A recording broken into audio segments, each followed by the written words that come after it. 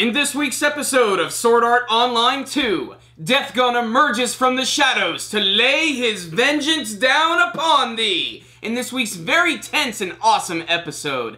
I loved this week's episode. I love this whole series, but what I really loved about this episode is that nice little twist ending where Sinon is suddenly just walking away as both her and Kirito are getting ready to team up against Deathgun when she is suddenly shot by one of his electrifying, nullifying, paralyzing, and kick-assicizing bullets, which gives him an opportunity to try and draw out Kirito because he wants to see Kirito's rage. If it's not obvious, this guy was the Laughing Coffin member with the skull mask, and he had some sort of weird confrontation with Kirito. One that they're not going to reveal to us quite yet, and I love how they keep building it up, because in the beginning of this week's episode, you get to see all of the people in ALO are hanging out and watching the match, and they're really freaked out when they see Deathgun, in particular the character of Klein. He seems to remember this guy, but he can't put his finger on it. And obviously, they all know that he's a Laughing Coffin member, he's a surviving member of SAO, but the bigger picture here is why is he going around and killing all of these people in Gun Gale Online? Is it simply to draw out Kirito? And what really happened between Deathgun and Kirito in the first place? But you're gonna completely forget about all of those questions when you see the badass animation this week, especially the scene where both Kirito and Sinon team up with each other, and Kirito and them fight against this one guy, and he uses his lightsaber skills, and one of the most best animated scenes this week, where they team up against this guy, he ends up getting destroyed and shot, and just, it's so awesome! What I did find really inadvertently funny about the scene is when Kirito and Sinon team up against that one guy and they send his body just flying, as soon as it lands, it just gives this anticlimactic dead bubble just right above his head. It's very funny and it doesn't really mesh well with the incredibly badass action scene, but still, I'm not gonna complain. Everything this week looked really gorgeous. Deathgun was also incredibly intimidating this week, and there was also a big revelation about the pistol he's using,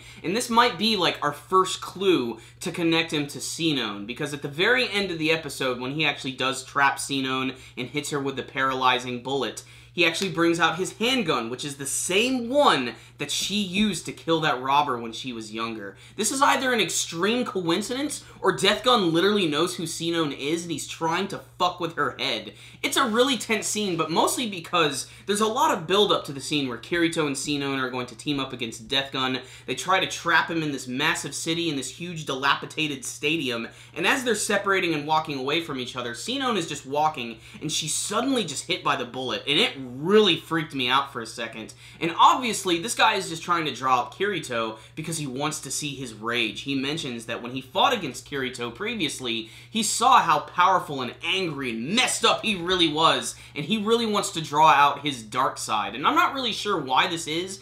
Maybe it's just because the people from Laughing Coffin when they were in SAO just got so used to killing people that it just became a part of them, and they essentially did just turn into sociopaths. The other thing that's really crazy about this week's episode is we also get to see the fate of the Pale Rider, and things are not looking good for this guy. In fact, I'm pretty sure that Deathgun did kill him, but the scene is great because when he pulls out his gun for the first time and he's getting ready to kill him, he does shoot him once, but then suddenly the Pale Rider gets up and he puts his shotgun right in his face, but then he suddenly just collapses, and you can tell that this guy is going into some sort of cardiac arrest. He's grabbing his chest, he's reaching up into the air, Randy Marsh style, and then he just dies and is completely disconnected from the game. This is obvious that this guy has been killed, although the way that Deathgun is killing people is still incredibly mysterious, and he's letting people outright know when he kills this guy that he has the power to do this. He points his gun to the sky and lets everyone know, you're gonna get killed if you run into me, and clearly he has plans for certain players, and it seems like he's going after very strong players, because even though he kills Pale Rider, he could have easily killed Dine, who was just lying on the ground there, completely unconscious, but he decides to just completely walk away. He's clearly trying to draw out Kirito, and that's going to be one of the greatest things is when they finally reveal the twist and the full backstory of where they actually met with each other and probably had a really intense battle in SAO.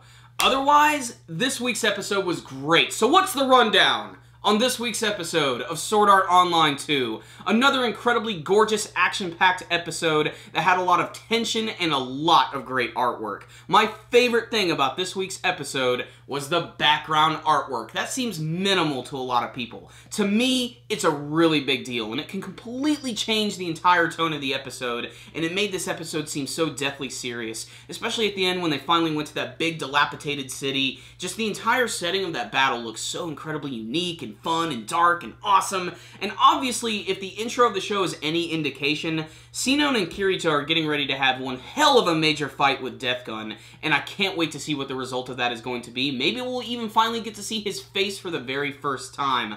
I'm still pretty convinced that Death Gun has some sort of major relation to Sinon's friend. It could actually be Sinon's friend. They've hinted at that throughout the course of the episode, especially because the dude is definitely creepy on a lot of different levels. But the other thing about this week's episode is that Kirito scene where he pulled out his lightsaber and was deflecting all those bullets left and right. It gave me such an epic Star Wars feeling, mostly from the sound effects, and it made me realize, wow, there could be a Star Wars anime, and they haven't done anything with that. I mean, there's been the Clone Wars and the CG Clone Wars, and there's even that brand new show, Rebels. But honestly, I think that Star Wars could work within the anime universe.